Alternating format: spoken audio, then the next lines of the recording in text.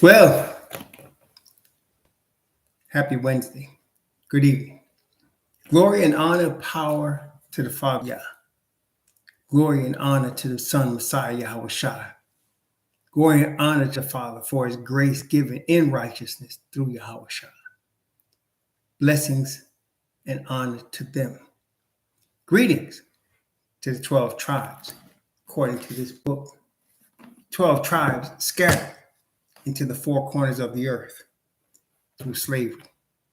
And to the 144,000 among them who are the forerunners of the return of the Messiah and the establishment of his kingdom on the earth. Greetings also to the Gentiles who have come to the truth in the grace that is through righteousness of the perfect righteousness of Father Yah. Blessings and honor. Also, greetings to Black Above Realty, Zadok Yahoo, Brother Ruel, Brother Ricky Boyd, Sister Castro and family, Brother and Sister Daniels, Kenneth Lane, Manny SD, Akmar, Maturity Approach, Brother David. Hope you're feeling better, Brother David. Funky Fresh, Azariah, Bat Yisrael, MBIC, brothers. Welcome. Recently, it's probably been going on for a while, but it's become more prominent, maybe because of the development of social media. But if you all, tell me if you've ever heard of a term called passport bros. Have you ever heard of the passport brothers, passport bros for short? Have you ever heard of them? It seems to be a phenomenon these days. And what that is, if you don't know what it is Black men unhappy with the situation in America in terms of social situation, in terms of prospects for marriage, in terms of just living here, have decided to get passports and go to other countries. Women are doing it also, and so are some families. The reason is because, and it's not hard to understand what it is. For example, we know that the Hebrews are cursed in that, wherever we go, we are a byword and a proverb. But this is especially true, as we know, in the countries dominated by the children of Yafet. And we know why, because as we know in Bible prophecy, it shows us that the last three powers that scattered Israel and Judah are children of Yafet, the Medes and the Persians, the Greeks, and then finally the Romans. And so basically the European-based nations are prophesied to be in power at the end. In fact, the beast and the image to the beast and the great whore are all European powers combining politics, government, and religion. So that's not surprising that the true Hebrews would be despised among those places. But what a lot of men are trying to do is I've not done it, so I'm just speaking from what testimonies I've heard from the past, and I've been in touch with some of them, and I keep in touch with some of them, is that it's a relief, and I've heard this, sisters have given the same testimony, to go to countries where they're not looked upon negatively because of the color of their skin, where they're not looked upon with suspicion or fear, or they are treated badly because of the color of their skin. And again, that makes perfect sense, because you have to remember, brothers and sisters, is that the reason that is because the children of Yafet, and tell me if you agree with me, the children of Yafet never intended for the former slaves to be equal with them. They did not build their societies on the backs of slaves so that slaves could be equal with them at any time. That was never the plan, right? So again, I use America as an example, but the same could be said in other countries as well. But America is the prime example because it's Judah that came here mostly, right? It's from West Africa. So when you're talking about, for example, you could talk about any European nation. You could name Russians and English and Spaniards and French and Polish and Irish, and you can name all of the European nations. And when they come to the United States, when their forefathers came here, they were coming here for opportunity. They were coming here for a better life. They were coming here to create something for the future, for their future and the future of their families and their generations. And many of them did. But when the Hebrews hit the shores of the what's now the United States, they were brought here in chains. They were kidnapped. They did not voluntarily leave Africa to come here. They were brought here to work as slaves. So that's a whole different dynamic. I think anybody can see that. That's a different dynamic. So that when you see Black people in the United States, they're descendants of people who were brought here against their will. Names were changed, language was changed, religion was changed into the image of their captors.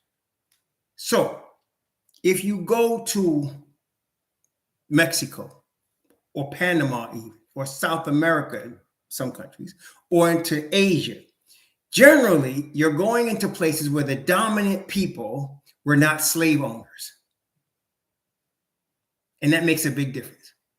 So if you go to Thailand or the Philippines or to Malaysia, you're going to places where the people that run those countries, the people that are dominant in the powerful positions and business people, they're not former slave owners or the descendants of slave owners. Therefore, they don't look at you the same way that you would get looked at in America, okay, or in Poland or in Russia.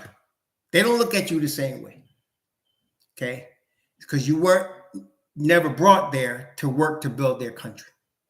So it's a difference. Why am I bringing this up? Brethren, the whole earth we know is Babylon. The whole system, the whole world system.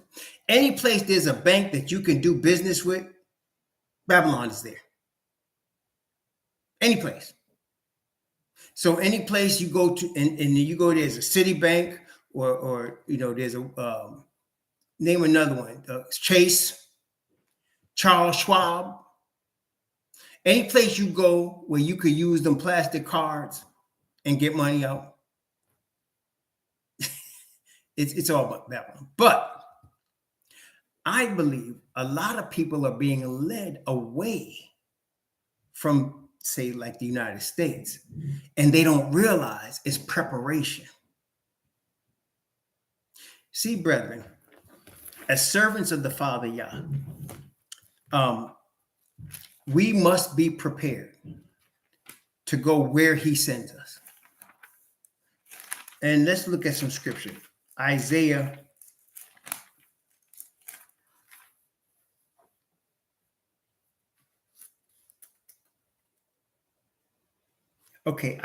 chapter 6. Isaiah chapter 6. Isaiah is seeing a vision of the Father Yah on his throne, with seraphim holding the throne. Isaiah chapter 6. I'm going to read from verse 1. I'm going to go from verse 1 down to verse 8. Isaiah chapter 6, from verse 1 to verse 8. In the year that King Uzziah died, I saw also Yahweh sitting upon a throne high and lifted up, and his train filled the temple. Above it stood the seraphims. Each one had 6 wings. With twain he covered his face, and with twain he covered his feet, and with twain he did fly. And one cried unto another and said, Holy, holy, holy is Yahweh of hosts. The whole earth is full of his glory. And the posts of the door moved at the voice of him that cried, and the house was filled with smoke. Then said I, Woe is me, for I am undone, because I am a man of unclean lips, and I dwell in the midst of a people of unclean lips. For mine eyes have seen the King, Yahweh of hosts. Then flew one of the seraphim unto me, having live coal in his hand, which he had taken with the tongs from off the altar.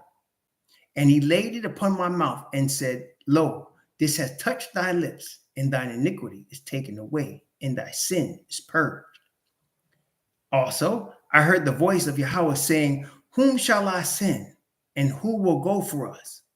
Then said I, Here am I, send me. This is interesting because when you read this, going back into chapter 5, when you go actually back from chapter 4, but really starting in chapter 5, there is woes being pronounced. And the seventh woe that Isaiah says, woe unto them that do this and woe unto them that do that. And then the seventh woe, Isaiah places it on himself. He says, woe is me in the seventh woe. But the point here is that the Most High asked, who shall I send? And Isaiah said, here am I, send me. And you notice his sin was purged and his iniquity covered, okay, before he was sent with a message. Well, brethren, as we get closer to what Daniel describes in Daniel chapter 12, and we're coming upon this time very quickly. Daniel chapter 12, beginning at verse 1. Daniel chapter 12, beginning at verse 1. And at that time shall Michael stand up, the great prince which standeth for the children of thy people. And there shall be a time of trouble such as never was since there was a nation, even to that same time. And at that time thy people shall be delivered, every one that shall be found written in the book. Of course, the book is the book of life. So, and of course, at that time, talking about now, when Michael, who is the Messiah, stands up, standing up, meaning right now, the Bible tells us Messiah sits at the right hand of the Father. When he stands up, his ministry in terms of intercession is over. And at that time, Satan's going to be allowed to go stark, rape, and mad. He's building up to it now, as you can well see with some of the events going on planet Earth right now. But, brothers and sisters, the key thing for us is to be prepared to be sent wherever Father Yah sends us. I remember telling you about several times we have been sent. Most recently, we were sent to Virginia, and then we were sent from Southern Virginia to the DC area, Northern Virginia, and each time he gave us dreams. And again, let's go to Joel chapter 2. Joel chapter 2.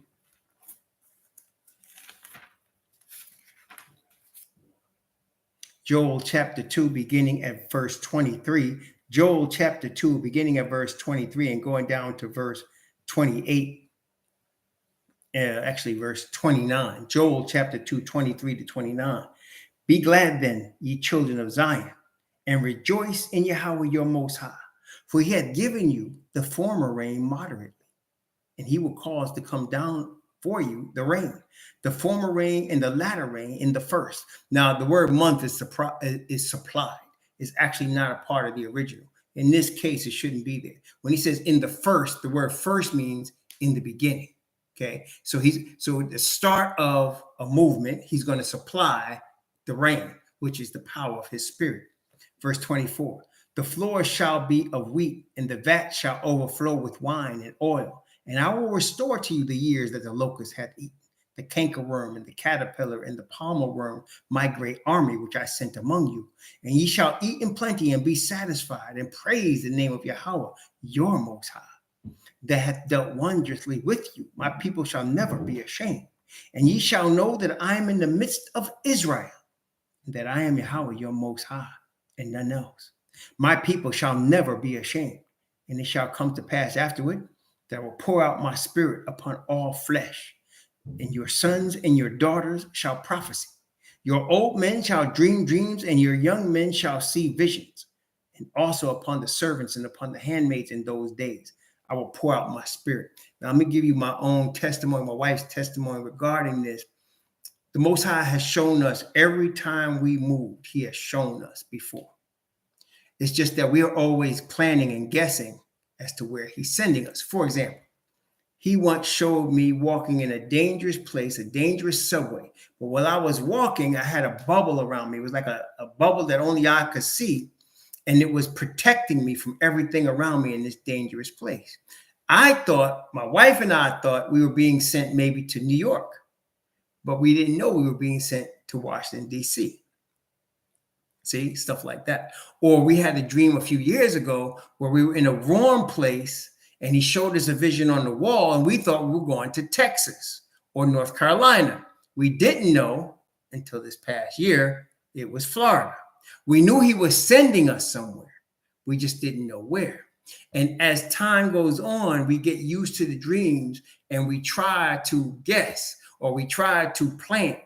Well, I told you about a dream I had. I was arrested in a foreign country. A couple of dreams I've been arrested in, but this one took place in a foreign country. So I knew we was in a foreign country. I could tell in the dream it was a foreign country. What country, I don't know. We've been looking in Mexico. We're looking at all the places. And as usual, we don't know what we're doing because the Most High is going to make it known to us. Well, I bring all that out to tell you all this. Pray to your Father. Again, I'll tell you. Read his word. Trust in his word. Okay? Trust in his word. I can't help myself because I don't want to be presumptuous. What does that mean? I don't want to just sit here and say, okay, y'all's going to show me where to go, and I'm just going to sit here. Even though that's what I'm doing, I'm always planning. I must have a plan. And like brother said, he's laughing at me because he knows where he's going to send me. Okay? And it's interesting. We were sent to New Hampshire in 2001. And the Father showed me we would be there 5 years. And we were there exactly 5 years. From New Hampshire, we were sent to the Roanoke, Virginia area. And we were there exactly 5 years. Right? So in 2001, he showed me we were going to New Hampshire. He showed me New Hampshire. And we did. We went to New Hampshire. Didn't nobody up there. But we ended up there. And door opened. And we got a house. People gave us a house. It all opened up. And we were there exactly 5 years. Them same people were kicking us out 5 years to the day. Then we went to Roanoke, Virginia, and we were there 5 years exactly. Came in December of 2006 and left exactly 5 years later, December of 2011. Okay? So I had a dream. And in the dream, I'm walking through this townhouse. And I'm walking through this neighborhood and I see lamps, lighted lamps at night in the neighborhood, nice neighborhood. I see people walking dogs and I'm in this townhouse and always in the dream, there's somebody behind me. You'll notice this too. And the Bible shows you that somebody behind, I never see them, but they're talking, they're behind me. So this voice says, so how long are you going to be here? And I knew what it meant. And I knew by him saying that it wasn't going to be 5 years because we were always 5 years. So we moved to Virginia to a townhouse. And 5 years went by. My daughter said, okay, my daughter said, it's time for us to move, isn't it? It's been 5 years. And we said, no, it's not time yet. So we ended up staying in that townhouse for 13 years. We ended up staying there 13 years. Yeah, it was 13 years. We ended up, no, I'm sorry. We left there in 2022. So we got there 2013. So no, we stayed there 9 years. We stayed there 9 years. And then we were moved here to Florida, which he showed us a warm place. We didn't know it was going to be Florida. So what I'm saying is after a while, there'll be like a pattern. Because the reason the Father does that for us is because we ask him. Like David asked him, lead us and guide us. See, we ask him and we want his response. So let me ask you, are you going to ask the Father to lead you and guide you? And are you going to wait for his response? And the reason that's important, obviously, is I remember when we were Christians, there was a lot of attention paid to Matthew 24. Right? There's a lot of attention paid to Matthew 24 because of the signs that the Messiah gave, right? And since I've come to the truth of the awakening of who I am as a Hebrew and understanding that we are the people of this book, that this book is our history book. It really is. If you are the bloodline of slaves, this book called the King James Bible is literally your history book. Okay, it really is your history book. Okay, it's telling you all about your family. It's telling you where you came from and how you got here where you are right now. It's telling you all about your family. Okay, so when you look at it like that, it's a little different. So now I'm looking at Matthew 24 now, and what they used to say, so what the evidence used to say, get out of the cities, get out of the cities. And you just saw, and we did it too. We were in New York City, and we left New York City going to Connecticut, going to New Hampshire, right? And friends of ours were leaving the city and going away to these places. I didn't like to leave New York City, but it was because of this thought that we had to leave the cities. And Ellen White, leave the cities. So we left the city. But now that I'm awakened, it's not. It's not that. Now, it's for you guys that are now, a lot of you have already been through. I'm in 1 Corinthians. So I'm moving through this Bible now. I'm almost done. I should make it, by the end of March, definitely through the New Testament and be ready to start again in April. But now that I've read this Bible 19, going on 20 times, Matthew 24 is talking about the end. But they were fleeing Jerusalem. Why were they fleeing Jerusalem? Luke tells us in Luke chapter 21. What does it say? Luke 21 tells us. And in fact, it's not just Luke. Deuteronomy 28 tells us too. And in fact, so does Ezekiel and Jeremiah. Several prophets. But let's look at this here. Luke chapter 21, verse 23 and 24. When Messiah said, flee Judea, flee to the mountains, right? Look, Luke chapter 21, verse 23 and 24. But woe unto them that are with child, unto them that give suck in those days. We should think, man, we can't have babies in the time of trouble. We can't get pregnant. Watch. For there shall be great distress in the land and wrath upon this people. This people. What land? And they shall fall by the edge of the sword and shall be led away captive. Wrath upon this people who will be led away captive into all nations, and Jerusalem shall be trodden down of the Gentiles until the time of the Gentiles be fulfilled. Wrath upon what people, right? And taken captive into what nations? Well, that was us. That was our ancestors in Judea, because the northern tribes had already been scattered, right? That's why they called them Jews. Tribe of Judah, southern kingdom of Judah, right? They weren't Jewish, they were Jews from the southern kingdom of Judah. So you're talking about Hebrews being taken into captivity and scattered. That's what that was. Okay? That's what that was. So let me ask you. Here we are in the 21st century, in modern Babylon. Who is the wrath for now? Who is the wrath for now? Who's going to receive the wrath? Now, is it the Hebrews? Who's going to receive this wrath that Messiah was talking about in Matthew 24 and in Luke 21? Who's going? That's right. The children of Yafet are now going to see the wrath. It's not for us. Gog and Magog, that's right. Okay, Ezekiel 39, right? I'm going to give you scriptures. Ezekiel 39, Revelation 18, Zechariah 14, and I can give you, we can keep going. Okay, Zechariah 14, Jeremiah 51. There's a lot of scripture, right? So when it's telling us to flee the cities here, flee here, it's not saying flee the cities, general. It's saying listen to the signs of your father. When the Messiah say, when you see armies surrounding Jerusalem And historically speaking, maybe you all have read this. Did not the Roman army surround Jerusalem and then withdraw? And they all thought they was gone. And then it came back with force, and Titus and them just wrecked that place, destroyed it. So now, brother, the Most High is going to guide us as Joel showed us by his visions and dreams and his word.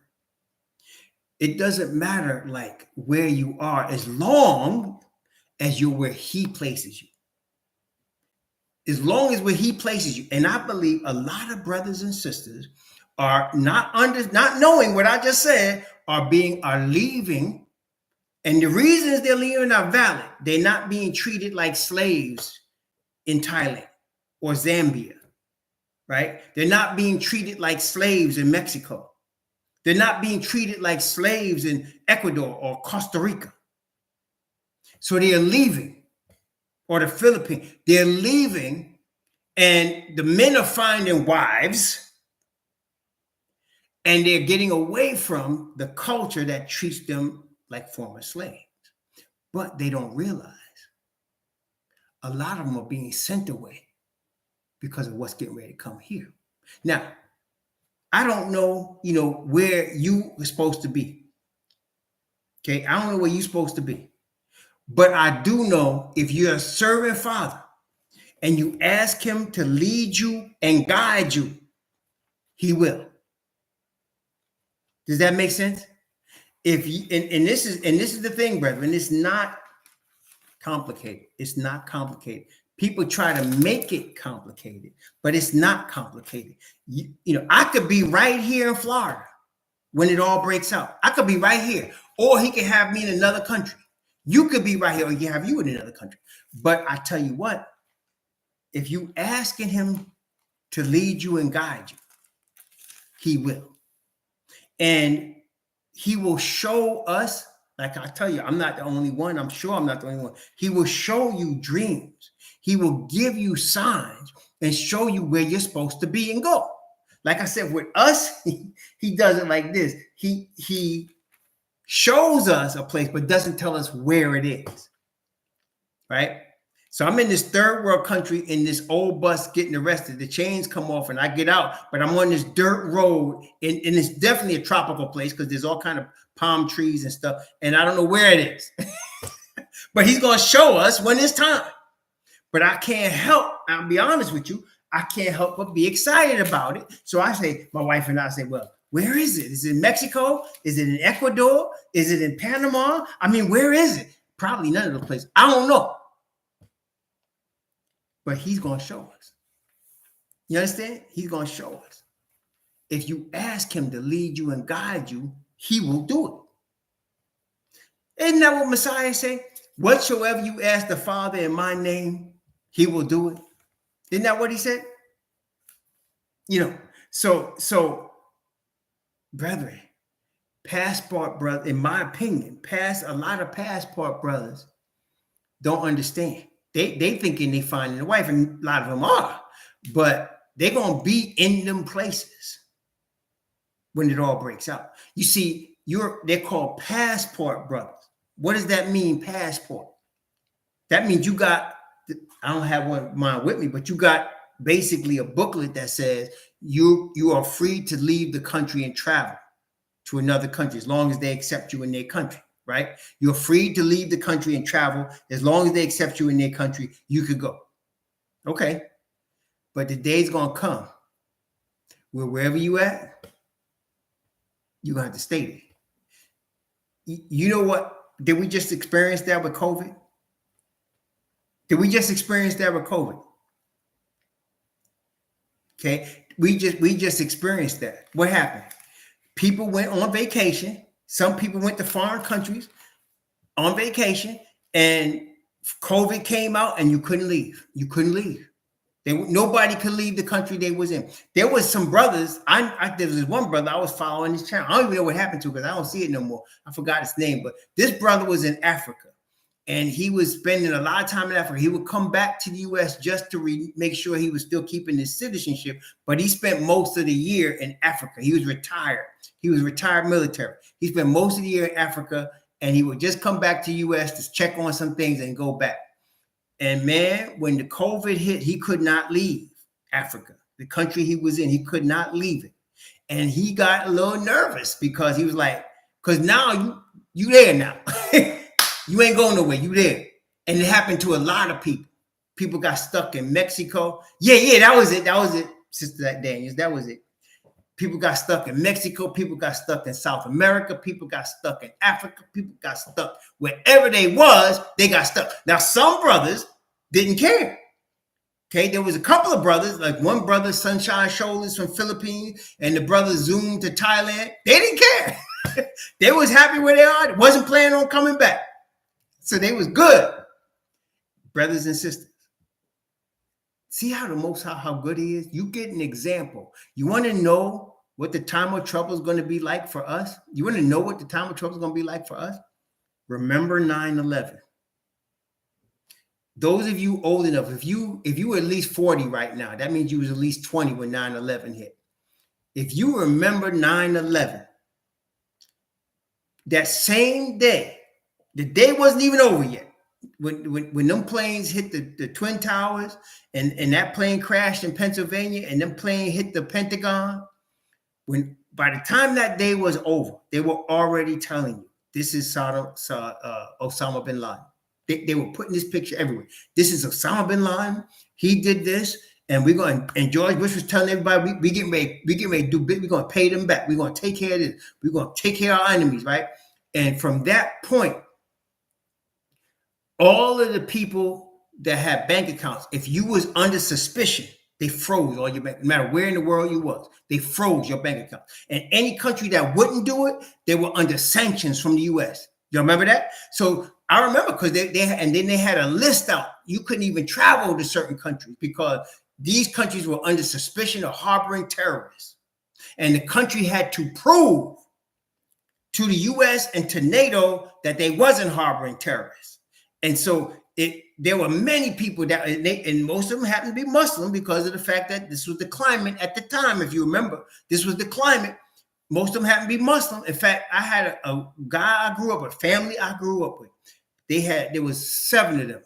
There was 4 brothers and about 2 or 3 sisters, big families. But one of the sisters of the family was older than me, grew up in a generation like say 60s. And she got married to and became a Muslim. Her and her husband, they were so-called African American, got married, became a Muslim. And they moved to Texas from Long Island.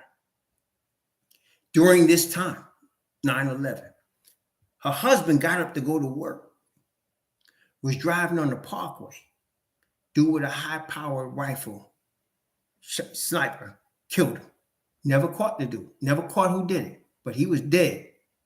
That's the type of situation it was in 9/11. So if you was Muslim, you was under suspicion. Okay, you was under suspicion. Left the sister with 5 kids. And so, but that's what we're going to be dealing with, brethren. They're going to shut down all your bank accounts. Your Bible tells you you're going to stop. You're not going to be able to buy or sell. You're going to shut down all your bank accounts, going to shut down your passport, going to shut down your plastic, going to shut everything down. Okay? Shut down. See, right now, all the passport brothers and all the brothers and sisters that's moving to other countries, they're paid. This is the ways they're getting paid. They either are they're usually running a business from the computer. Sometimes it's YouTube with other stuff, or they're retired and they got like a pension coming, Social Security coming, military pension coming. That's how they doing it, okay? And they have money in banks in the U.S. That's how they doing it. Okay, so you got some of them, like I seen this one dude, he happened to be a Caucasian man, but he moved to the Philippines and he took his Social Security at 62. And he said, I'm not coming back. And he stayed in the Philippines and he goes back and forth, to make sure he keeps his citizenship. But he's staying in the Philippines 11 out of 12 months, right? He come back once a year. But you see, that's going to cease. Wherever you are, you're not going to have nothing. They're going to take your stuff. Your passport's going to be invalidated. But listen here. If you're following Father Yah, Don't worry. Don't worry. It could be up to 3.5 years. But in my passage, for how long? It could be up to 3.5 years. Remember the 3.5 years? Clothed in sackcloth, the 2 witnesses? Remember that? You have nothing. You have to be in a situation where you are learning to trust Father. You're learning to trust your Father. They're not taking your passports now. They're not. Your passport's being validated. That means you'll have it in your hand, but when you go to use it, you'll be on the list. You won't be able to. Okay? You won't be able to.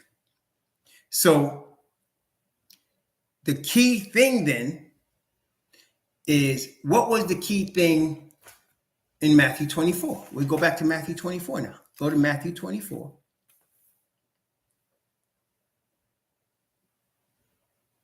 Let's see. Okay. One verse. Matthew 24. One verse. Verse 25. Matthew 24, verse 25. What did Messiah say? One verse. Sometimes the shortest verses are the most powerful ones in the Bible, right?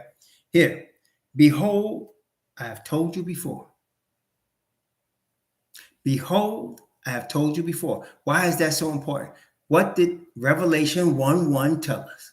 1 verse 1. The revelation of Messiah Yahushua, which Father Yah gave unto him, to show unto his servants things which must shortly come to pass. And he sent and signified it by his angel unto his servant John, who bear record of the word of Yah and of all things that he saw. Blessed are they that keep these things that are written there. And I'm paraphrasing that last part. So, brethren, listen to your word of your Father.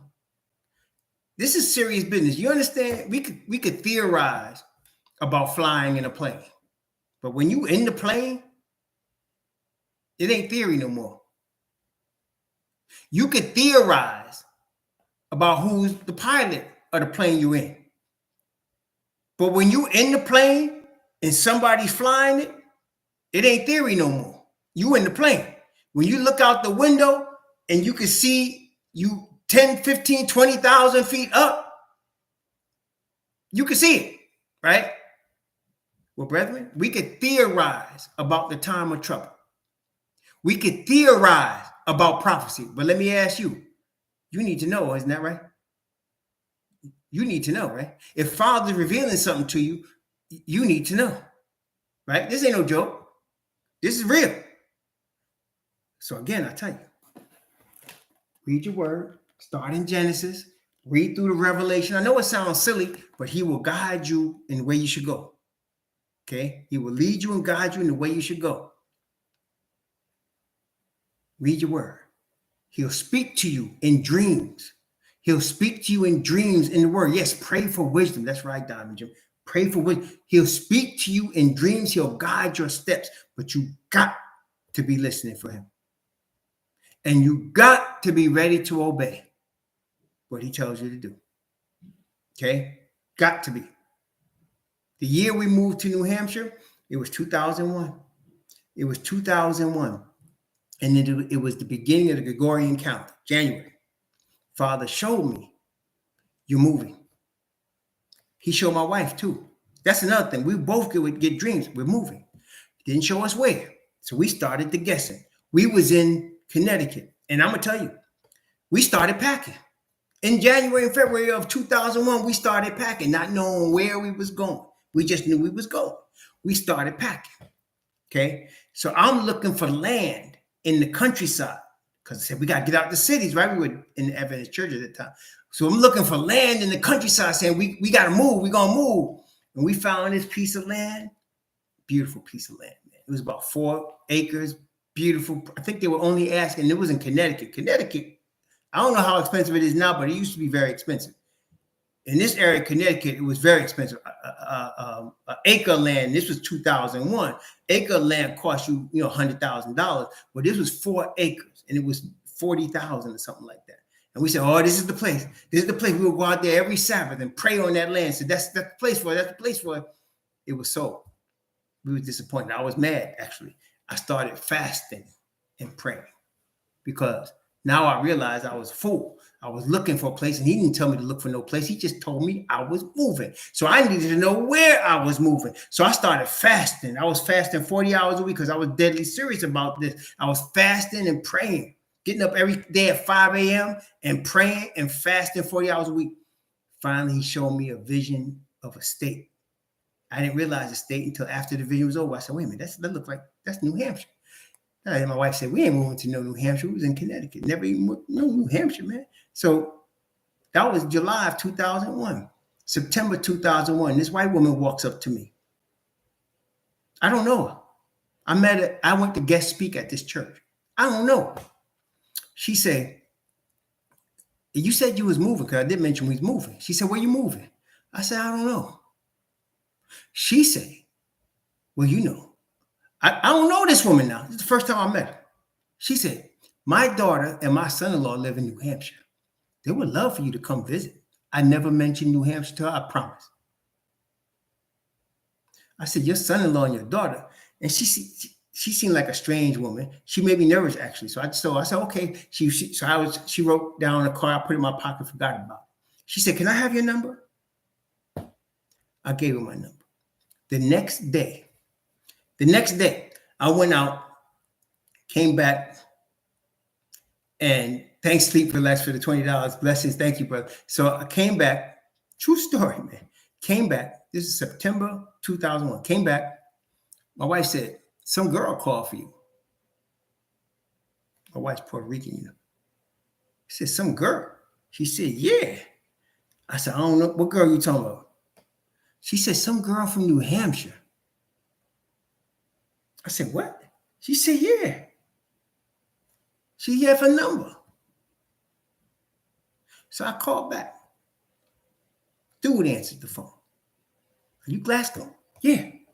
When can you come up here? So when can I come up there? I don't know this dude. He said, we need you up here bad. I don't even know him. So I said, you know what? He pushed so hard, brethren. I said, look, man, I can't come up. I don't know. I can't help you. I'll talk to you, man. And I hung up. So my wife said, a couple months ago, when you talking about New Hampshire?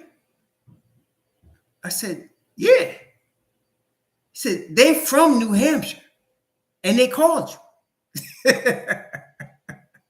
And you telling them you can't help them. So I called back. What's going on? He said, man, we need somebody to do a ministry up here. Blah, blah, blah, blah, blah. Long story short, 2 months later, we was in New Hampshire. And that's how it happened. Okay, that's how it happened. See, so the wall. That's how it happened. So that's what I'm talking about. I was looking for land in Connecticut because he showed me I was moving, but he moved us to New Hampshire. I had never been there. I think we drove through there once, like 10 years before or something. We drove through there just to see what it looked like, but we never really stayed in New Hampshire or anything like that. Definitely didn't know nobody up there. So we went up there. And when we got to the place they invited us, I swear to the Most High, we're driving there and I swore, I said, Mommy, I've been here before. She said, we've never been here. I said, I know, but somehow this is all familiar. You know why? Because August, I had a dream and the angel behind me was walking me through this house, showing me all the rooms of the house, showing me everything, out the windows and everything. That's the house we ended up staying in. Exact house. When we passed it that day, I said, wait, that house looks familiar. And I still didn't remember the dream. I was like, where did I see the house before? We get there and the person that invited us met us. What it was a campus of a former Catholic college that these people had bought. The college went out of business, and they had dorms. And the house I was looking at was what was used to be the chancellor's house. You know, they have a chancellor's house on the campus.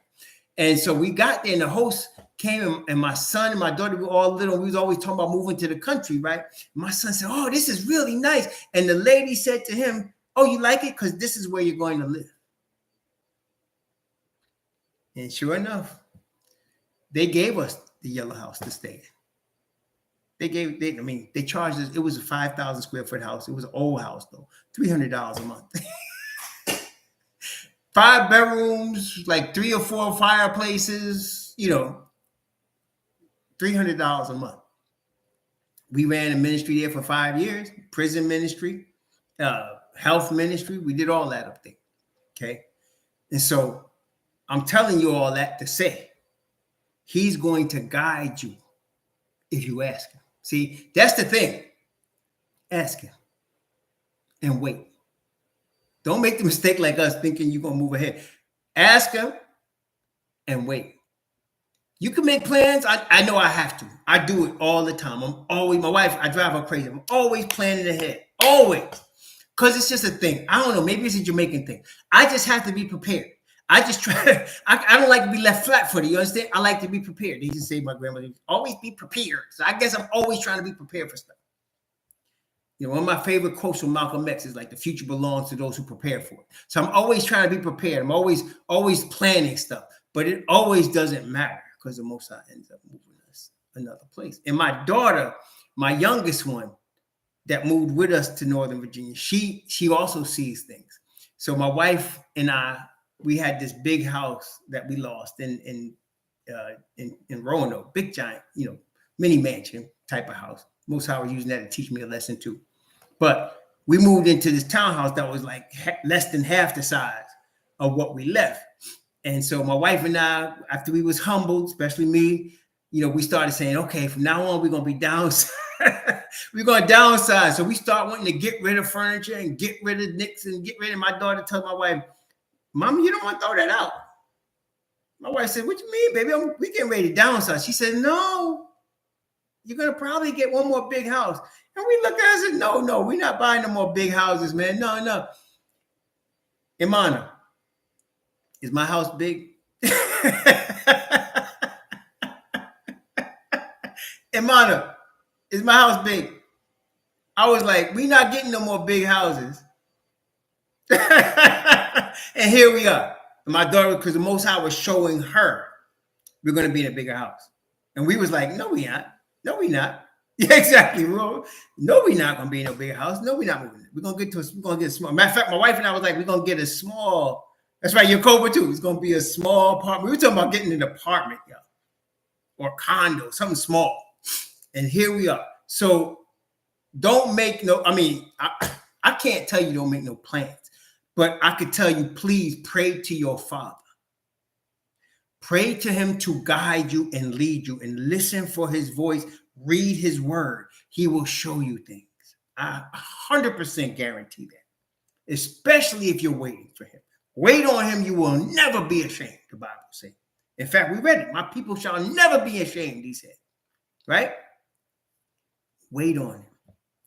And we know we're going to leave here. We don't know when, but we know we're going to leave here eventually. And we don't know where we're going, except I know at some point I'm going to be arrested in a foreign country. What? I don't know what country. Okay, I don't know. And what I'm saying to y'all is, part of this passport bros thing, and it's not just brothers doing it. Like I said, there's sisters doing it. There's couples doing it. But it's popular because brothers are doing it because of the fact that they finding wives, in all these different countries, in Mexico and Africa and, Ecuador and Philippines and Thailand. They finding wives over these places, right? And these wives taking good care of them. So that's why it's become popular. But I'm telling you this, there's more to it than that. I noticed there's more to it than that. Okay. And again, we've already seen the example of it with COVID. COVID gave it, the Most High showed us the warning. He gave us the example. When that COVID came out and they froze your ability to go anywhere because you had to be locked down because of COVID, people was locked down where they was. Okay. Some liked it, some didn't, but they was all locked down where they was. Well, brethren, it's coming back. Some of us are going to be right here in the United States all the way through. Just like Lot.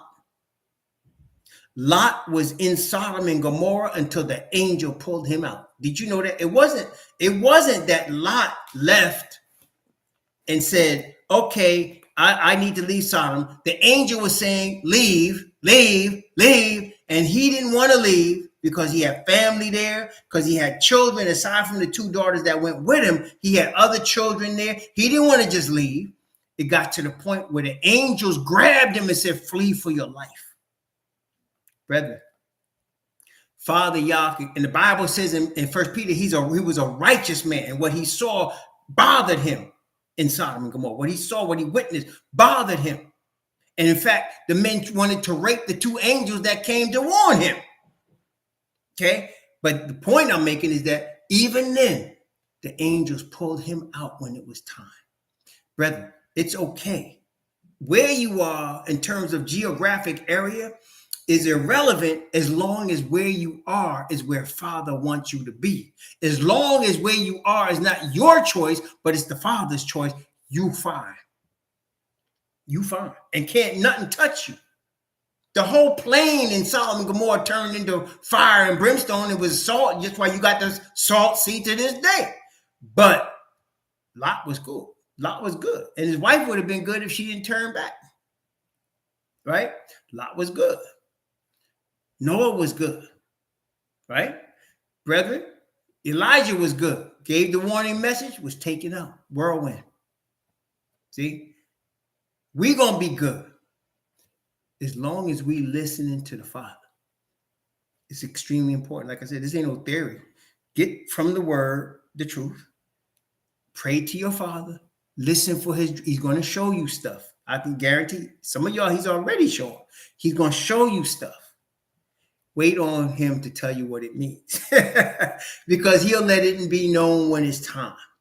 We are so used to it. Especially when the other day I had a dream and my wife had the same dream. We woke up and said, and we'll tell each other, I had a dream last night. Me too. What? And it would be the same thing. Okay? Be the same thing. So please listen to your Father. Ask him to lead you and guide you. Be ready to go where he sends you. And this is the key thing too with that. You won't have to kick open doors. See, if you find yourself kicking up against the door, you're kicking against his will because he closes doors he don't want you to go through. He opens doors for you to go through. In that way, he makes it plain. Because I tell you what, when we went to Virginia, I wanted to go to Atlanta. I had selfish motives because I had went to Atlanta a couple of times for business. And I would come back home and tell my wife, we're going to move to Atlanta. She said, well, I said, man, I could smell money in the air. That was my thought. Because I was about that money. See, I said, man, I could smell money. It's like opportunity was everywhere. I could smell it. I could feel it. I could taste it. I said, I could smell money in the air. I'm going to Atlanta. So that when we were getting ready to move, he kept saying Virginia. Virginia, Virginia, Virginia. And that's where we ended up. Don't kick against a closed door. Because you're kicking against the Father's will. Walk through the open door. Nah, I ain't going. He has blocked it. He's been blocking me from going to Atlanta since I was a teenager. A friend of mine had his father was a doctor of chemistry and was the head of the chemistry department at Morehouse. I could have went to Morehouse. Nope, don't go there. He kept stopping me even then. And I don't know why, but I stopped fighting him after the last time, like that time when I wanted to go and he sent us to Virginia, he stopped us. So I was like, okay, I ain't going. Now I've been to Atlanta since then, but I've not thought about moving there because once he shows you 2 or 3 times, don't mess with him, man. Because then he say, okay, go ahead. And then you get yourself messed up. That's what I'm saying. When he closes the door, don't kick at it. Leave it. You might have thought you was going to walk through it, but when he closes it, don't go through. Don't try. Because he loves you. He's trying to block it. When he opens the door wide, it may not be the door you was looking for. But see, it's not on your wisdom, is it? It's on Father's.